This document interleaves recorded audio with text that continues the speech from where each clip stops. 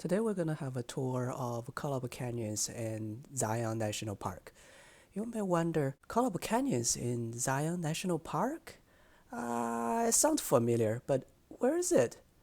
Well, it's in the northwestern corner of Zion National Park, and it's a secluded part among the 3 million annual visitors of Zion National Park. Only a small proportion of people visited this place. So even during the busy season, this place is never crowded.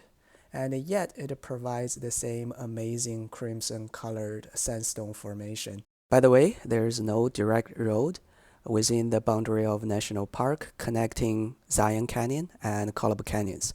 So you need to have a detour. First, exit Zion Canyon through the south entrance and take a right and go west. You'll reach Interstate 15.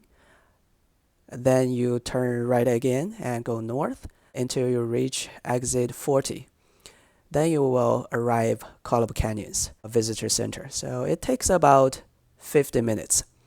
So this is one of the reasons why Kolob Canyons is never crowded. Then you will go on the Kolob Canyon Scenic Road. The first stop on your left, the trailhead of Taylor Creek Trail.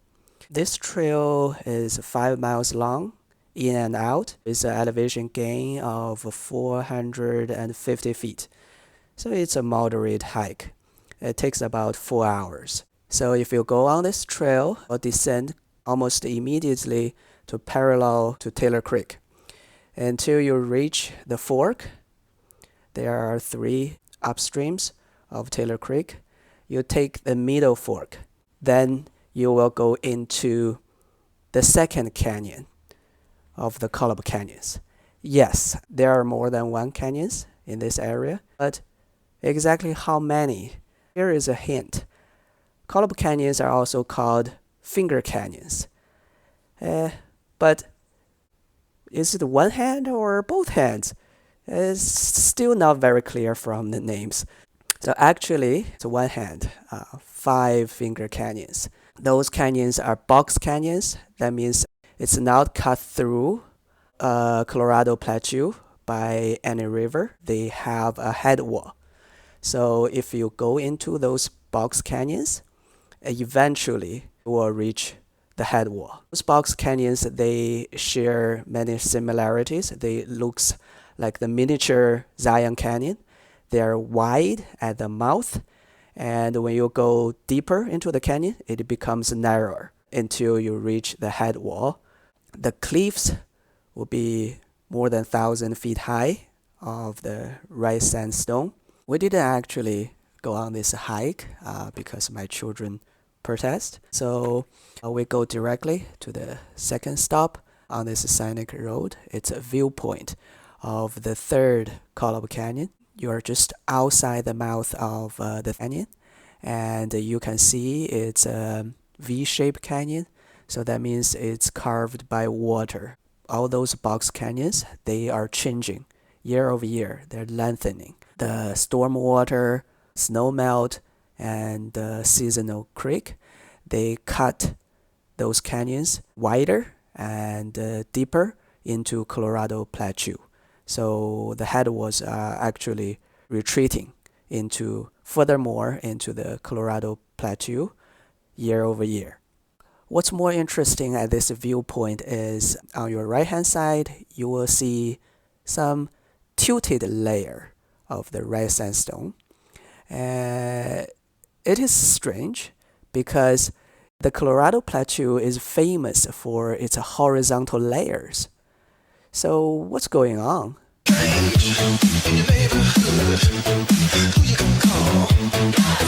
This phenomenon is caused by tectonic force. Millions of years ago, the tectonic force bended some of the rock layers, and then the tectonic force raised up the whole Colorado Plateau, including those folded layers. And after those folded layers get exposed, after millions of years of erosion, only the eastern half of the fold remains today. And as you can see, it's in the stark contrast of the horizontal layers at the background, just a few hundred feet away. And the next stop is the trailhead for Laverkin Creek Trail. This strenuous hike, it's 14 miles in and out. It takes at least 8 hours with an elevation gain of just a little over 1,000 feet. But the reward of this strenuous hike is Kolob Arch. It's one of the largest arch in the world. Depending on the measurement, it could be even longer than the landscape arch. So, of course, it's depending on the measurement. Again, we didn't go on this hike. Okay, the last stop is Kolob Canyons viewpoint. At this viewpoint, if you're facing the canyons to your left or to the north, you will see the highest mountain in the whole Zion National Park. It's Horse Ranch Mountain at an elevation of 8,726 feet. Unfortunately, you don't feel it's the dominating view because at a much closer distance, it's another tall mountain, Timber Top Mountain, also over 8,000 feet. But you cannot even see Horse Ranch Mountain from the Zion Canyon Park. Also at this viewpoint, the trailhead for Timber Creek Overlook Trail. It's a very short hike, half a mile, with a minimal elevation gain. So this is the trail we happily took. Even though this hike is short, but it could be very rewarding. First, because it has many interesting native plants. And second, at the end of this trail, you will have an amazing unobstructed panoramic view. Along this trail, you will see canyon pines, rabbit brush, cacti, Utah juniper, also gumbo oak, and crowleaf mountain mahogany.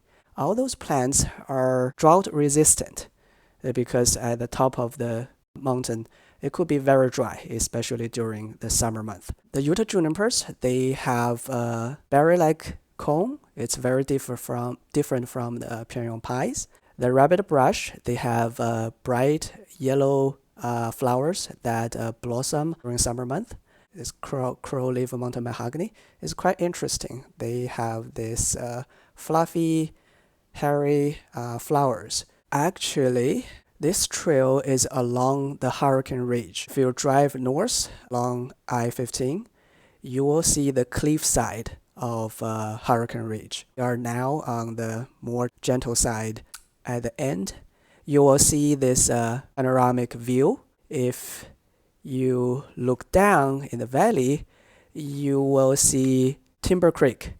And to the south, far south, you could see a hint of a mountain that is on the north rim of Grand Canyon, which is also on Colorado Plateau. We can say we're sure it's the north rim, but I guess if you have a very good eyesight, you could see the north rim.